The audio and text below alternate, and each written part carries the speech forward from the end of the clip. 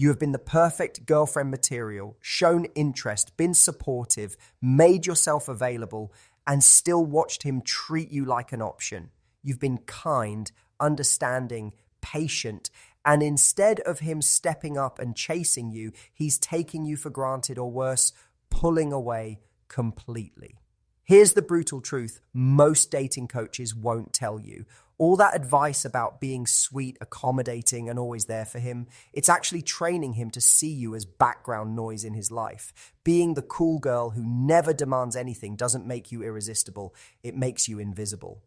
So why does this approach backfire so spectacularly? Because men don't chase what they already have. And if you're always available, always understanding, always putting his needs first, you've essentially handed him all the power while asking for nothing in return. That's not attractive. That's convenient. But when you understand the psychology behind what actually triggers a man's chase instinct, when you tap into the primal wiring that makes him want to pursue, prove himself, and win you over, everything changes. In this video, I'm not going to give you more be yourself platitudes or tell you to play hard to get. I'm going to show you exactly how to shift your energy and presence in a way that naturally activates his hunter instincts, not because you're playing games, but because you understand what actually drives masculine psychology. If you're tired of being taken for granted and ready to become the woman he can't stop thinking about pursuing, stay with me. So what actually triggers a man's biological drive to chase, not pursue casually, not show mild interest, but truly feel that primal need to win you over and keep you? It's not your beauty, though that might catch his initial attention. It's not how much you text him or how available you make yourself. The real trigger is something psychologists call intermittent reinforcement paired with high value perception. Here's how it works in his brain. Men are evolutionarily wired to pursue what appears valuable but not easily obtainable. This isn't about being manipulative. This is about understanding that his nervous system is designed to respond to challenge, mystery, and the possibility of loss. When something feels too easy, too guaranteed, his brain literally categorizes it as low value. Think about it from his perspective. If you're always there, always saying yes, always accommodating his schedule and his needs, what message does that send to his subconscious? That you don't have options, that you're not in demand, that he doesn't need to work to keep you because you've already proven you're not going anywhere. But here's what most women misunderstand about creating challenge. It's not about being cold, mean, or playing hard to get in some juvenile way. It's about being genuinely busy with a life he wants to be part of. It's about having standards he has to rise to meet. It's about being warm when he earns it, but unavailable when he doesn't. The masculine mind is competitive by nature. Men are conditioned from childhood to want what they have to work for, to value what they had to earn, to treasure what they had to prove themselves worthy of receiving. When you make yourself too easy, you're actually working against millions of years of evolutionary programming. Here's where it gets really interesting psychologically. When a man has to invest effort, time, and emotional energy to win your attention, his brain starts justifying that investment. I must really like her if I'm working this hard. She must be special if I'm putting in all this effort. That's called cognitive dissonance, and it's one of the most powerful forces in human psychology. But there's a crucial difference between being high value and being difficult. High value means you have standards, boundaries, and a full life. Difficult means you're creating obstacles for no reason other than to create obstacles. One makes him want to step up, the other makes him want to step away. The real secret is understanding that men don't just want to chase. They want to chase someone worth catching, someone who challenges them to be better, someone who has her own goals, her own standards, her own world that he has to earn access to. That's not playing games. That's being a woman who knows her worth. Most women give their power away in the first few interactions. They're so eager to be liked, so afraid of being rejected, that they make themselves completely available and completely predictable. But predictability is the enemy of passion. Certainty is the enemy of excitement. When you understand this psychological principle, you realize that making him chase isn't about withholding affection or being cold. It's about being someone worth pursuing, someone with standards, someone who doesn't just fall into his life, but someone he has to actively choose and work to keep. In the next section, I'll show you exactly how to create this dynamic without playing games or losing your authentic self. Creating genuine challenge isn't about manipulation or head games. It's about becoming genuinely challenging to win over because you have high standards and a full life. There's a massive difference, and understanding this difference is what separates women who attract genuine pursuit from women who just confuse men. So how do you actually become someone worth chasing? It starts with what I call authentic unavailability. This means you're not artificially creating distance or pretending to be busy. You actually are busy because you have a life full of things that matter too. Oh, you have goals you're pursuing, friendships you're nurturing, passions you're developing, and standards you're maintaining. Here's the key principle. A man should feel like he's earning access to your world, not like he's the center of it from day one. When he texts you, sometimes you respond quickly because you happen to be free and you want to. Other times you respond hours later because you were genuinely engaged in something important to you. That natural rhythm creates the psychological space he needs to actually miss you and think about you. But let's get specific about how this looks in practice. When he asks you out, don't immediately rearrange your schedule to accommodate him. Check your actual plans first. If you're free and want to see him, great. If you have commitments, offer an alternative that works for you. This isn't playing hard to get. This is respecting your own time and teaching him to respect it too. Another powerful way to create authentic challenge is through what I call selective availability. Be fully present when you're with him, but don't be constantly available when you're apart. This means not responding to every text immediately, not always being the one to initiate conversations, and not dropping everything the moment he wants attention. Here's what happens in his mind when you do this correctly. He starts thinking, she's interested, but she's not desperate. She has her own life. She's choosing to spend time with me, not just accepting whatever attention I give her. That perception of choice on your part makes him feel like he's winning when he gets your attention. The psychological trigger you're activating is called scarcity principle.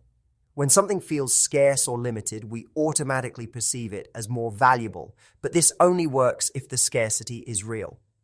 If you're genuinely busy with meaningful activities, if you genuinely have standards about how you want to be treated, if you genuinely have other options and interests, then your limited availability feels authentic and attractive.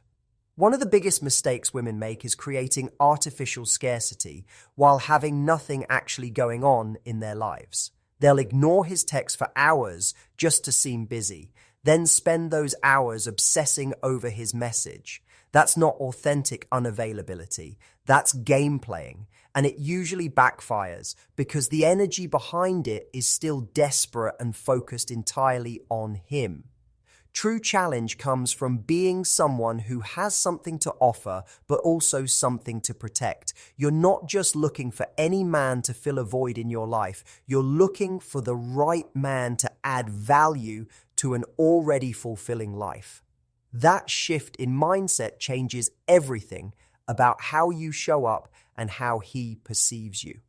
Another crucial element is emotional challenge. Don't just agree with everything he says or laugh at every joke that isn't funny. Have your own opinions. Challenge his ideas respectfully. Show him that winning your respect and admiration actually means something because you don't give it away freely. The goal isn't to be difficult or disagreeable. The goal is to be genuinely interesting and genuinely interested in substance, not just validation. When he realizes that impressing you requires more than just showing up, when he understands that keeping your interest means being his best self, that's when the real chase begins. Coming up next, I'll show you the specific behavioral patterns that activate his competitive instincts and ache him want to prove himself worthy of you. Men are wired to compete. It's not toxic masculinity or some character flaw, it's biology. From childhood, males learn to establish their worth through competition, achievement, and proving themselves. When you understand how to channel this natural drive toward winning you over, you tap into something incredibly powerful in his psychology. But here's what most women get wrong about male competition. They think it means creating jealousy or making him compete with other men. That's amateur hour. Real competitive activation happens when you make him compete with the best version of himself, when you set a standard that challenges him to rise up and meet it.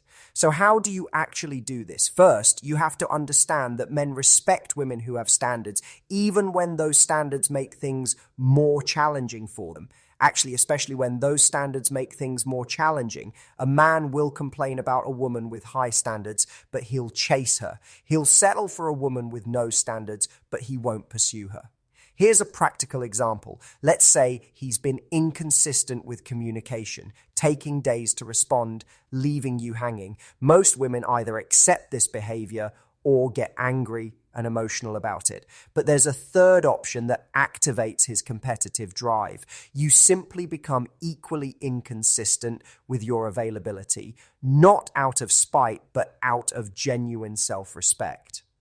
When he finally reaches out after disappearing for 3 days, you don't respond immediately just because you're relieved to hear from him. You respond when it's convenient for you, and your response doesn't carry the energy of someone who was waiting by the phone. This sends a clear message. Inconsistent effort gets inconsistent access.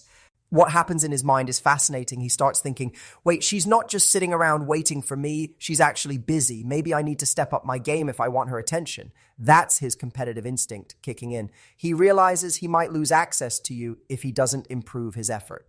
Another way to activate competition is through what I call earned intimacy. This doesn't just mean physical intimacy, though that's part of it. It means emotional intimacy, time intimacy, energy intimacy. Make these things something he has to earn through consistent, respectful behavior, not something you give away hoping he'll reciprocate. Here's the key. Men value what they work for. If he gets your full emotional investment after one good date, if he gets your complete availability after a few nice conversations, if he gets all your attention and energy without proving he's serious about you, why would he work harder? He's already won the prize without having to compete for it. But when you make your deeper levels of investment contingent on his demonstrated interest and effort, you create a dynamic where he has to keep proving himself, not in an exhausting way, but in a way that keeps him engaged and pursuing. This is where understanding masculine psychology becomes crucial. Men don't want to win easily. Easy victories feel hollow. They want to win something worth winning, and they want to feel like they earned it. When you give too much too soon, you're actually robbing him of the satisfaction of pursuit and achievement. Think about video games, sports, career goals, anything men typically pursue with passion. The common thread is challenge. The reward has to feel proportionate to the effort required. If a video game is too easy, it's boring. If a sport has no competition, it's meaningless. If a career goal requires no effort, it's unfulfilling. The same principle applies to relationships. If winning you over requires no effort, improvement, or investment on his part, the victory feels meaningless. But when he has to bring his A game to earn your time, attention, and emotional investment, suddenly you become someone worth fighting for.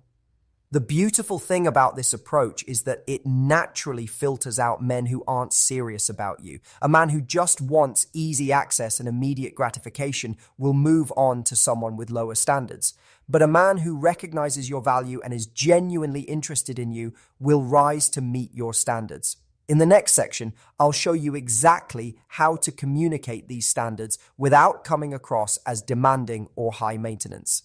Communication is where most women either give away all their power or come across as controlling and demanding. There's a sweet spot that creates attraction, maintains your standards, and keeps him chasing. And it all comes down to how you frame your boundaries and expectations. The secret is in what I call outcome independence. This means you communicate what you want and need without being attached to his specific response. You're not trying to control his behavior. You're simply letting him know what it takes to access different levels of your time and energy. Here's how this sounds in practice. Instead of saying, "You never text me enough," or "Why don't you call me anymore?"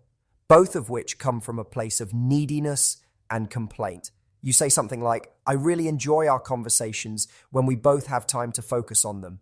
That's it. No demand, no complaint, just a clear indication of what you value. What you've done is communicated a standard without making it his problem to solve. You've told him that quality communication matters to you, but you haven't demanded that he provide it. If he wants to connect with you in a way that you'll respond to enthusiastically, he now knows what that looks like. This is where most women lose the game entirely. The moment he starts pulling back, becoming less available or seeming less interested, they panic and do exactly the opposite of what would actually bring him back. They chase harder, become more available, and essentially reward his pulling back with increased attention. Here's what you need to understand. When a man pulls back, it's not necessarily about you. Men process emotions differently than women. They often need space to figure out their feelings, deal with other areas of their life, or simply reset emotionally. The worst thing you can do during this time is chase, because chasing confirms his subconscious feeling that he needs space.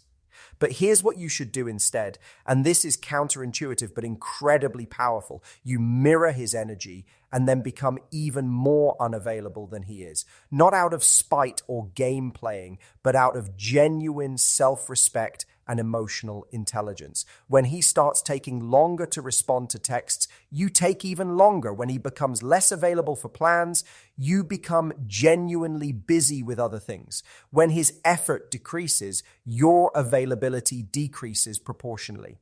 This isn't punishment. This is natural consequence. What this does psychologically is fascinating. First, it prevents you from appearing desperate or needy, which would only push him further away. Second, it forces him to actually feel your absence instead of taking your presence for granted. Third, it activates his loss aversion, the psychological principle that people hate losing something more than they enjoy gaining it. Here's the crucial part. While you're mirroring his decreased availability, you cannot be sitting around obsessing over him or waiting for him to come back. You have to genuinely redirect your energy toward other things that bring you joy and fulfillment. This isn't about pretending to be busy while secretly hoping he notices. This is about actually investing in your own life and happiness. The energy behind your actions matters more than the actions themselves. If you're pulling back strategically while still being emotionally obsessed with him, he'll sense that energy and it won't have the desired effect. But if you're pulling back because you genuinely value yourself too much to chase someone who's not enthusiastically choosing you, that energy is magnetic. Here's what often happens when you handle his pullback correctly. After a period of decreased contact, he starts to wonder what you're up to. He might check your social media, ask mutual friends about you, or simply find himself thinking about you more. The space you've given him allows him to actually miss you instead of feeling crowded by you. But here's the most important part. Don't just wait for him to come back. Use this time to genuinely evaluate whether his behavior aligns with what you want in a relationship. Sometimes when we stop chasing and start thinking clearly, we realize that his pullback actually revealed some incompatibilities or red flags we were ignoring. A high-value woman doesn't just wait around hoping a man will decide she's worth his consistent effort. She continues living her life, dating other people if she chooses, and focusing on her own goals and happiness. If he comes back with renewed effort and appreciation, great. If he doesn't, she hasn't wasted time or emotional energy chasing someone who wasn't ready to appreciate her. This approach also prevents you from falling into the trap of thinking you need to convince him of your worth. Your worth isn't up for debate. Either he recognizes it and acts accordingly, or he doesn't deserve access to it. That mindset shift changes everything about how you handle these situations. Remember, a man who's genuinely interested in you won't stay pulled back for long if you handle it correctly. But a man who's not that interested or who's just keeping you as an option will often fade away when you stop making yourself overly available. That's not a loss. That's clarity. The goal isn't to get any man to chase you. The goal is to attract and keep the interest of a man who genuinely values you and is excited to be with you. Men who require constant chasing to maintain their interest aren't usually men worth having anyway. Next, I'll show you how to build the kind of unshakable confidence that makes this entire approach feel natural and authentic. Everything we've talked about so far only works if it comes from a place of genuine confidence and self-worth. You can't fake this energy long term. Men are incredibly intuitive about whether your standards and boundaries come from strength or from insecurity disguised as strength. Real confidence isn't about thinking you're perfect or never feeling uncertain. It's about knowing your worth regardless of any one person's opinion of you. It's about being so solid in who you are that you don't need external validation to feel whole. Here's how to build this from the inside out. First, you have to do the inner work of identifying where your self-worth actually comes from. If it comes primarily from male attention and relationship status, you're building on shaky ground. Your worth has to be anchored in something more stable: your character, your goals, your values, your contributions to the world. Start by making a list of everything that makes you valuable that has nothing to do with relationships: your career achievements, your friendships, your talents, your character qualities, your growth, your dreams. These things existed before him and they'll exist after him. That's your foundation. Next, develop what I call outcome independence in your dating life. This means you can want a relationship while being completely okay if this particular person isn't the right fit. You're not trying to force something to work because you're afraid you won't find anything else. You're evaluating whether this person adds genuine value to your already fulfilling life. Practice saying no to things that don't align with your standards, even small things. Every time you honor your own boundaries and preferences, you build trust with yourself. That internal trust translates into external confidence. Also, invest heavily in your own life outside of dating. Pursue goals that excite you. Build friendships that energize you. Develop skills that challenge you. Travel, learn, grow, contribute. The more interesting and fulfilled you are as an individual, the more attractive you become to others.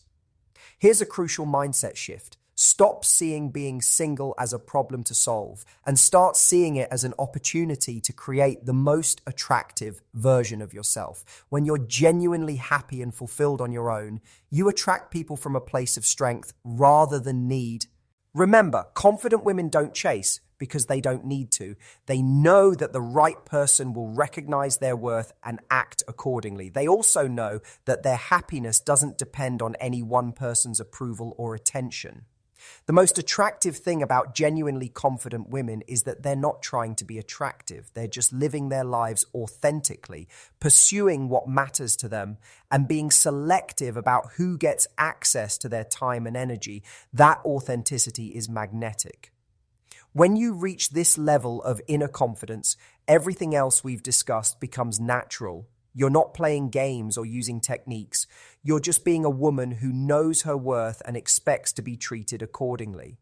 A man doesn't have to chase you because you're manipulating him into it. He wants to chase you because he recognizes that you're someone special, someone worth earning, someone who adds genuine value to his life. We've covered the psychology behind what makes men chase, how to create authentic challenge, ways to activate his competitive instincts, strategic communication, handling his pullbacks, and building unshakable confidence. Now, let me tie this all together with the most important truth of all. The woman a man can't stop pursuing isn't the one who needs him the most. It's the one who chooses him most intentionally. She doesn't chase because she doesn't need to. She doesn't play games because she's too busy living her life. She doesn't have to create artificial scarcity because she's genuinely valuable and genuinely busy with meaningful things. This woman has standards, not because she's trying to be difficult, but because she knows what she deserves. She communicates clearly, not because she's trying to control, but because she respects herself and others enough to be honest. She maintains her boundaries, not because she's playing hard to get, but because she's protecting her energy and well-being. Most importantly, she's not trying to get just any man to chase her. She's living her life in a way that naturally attracts men who are capable of appreciating and pursuing a high-value woman.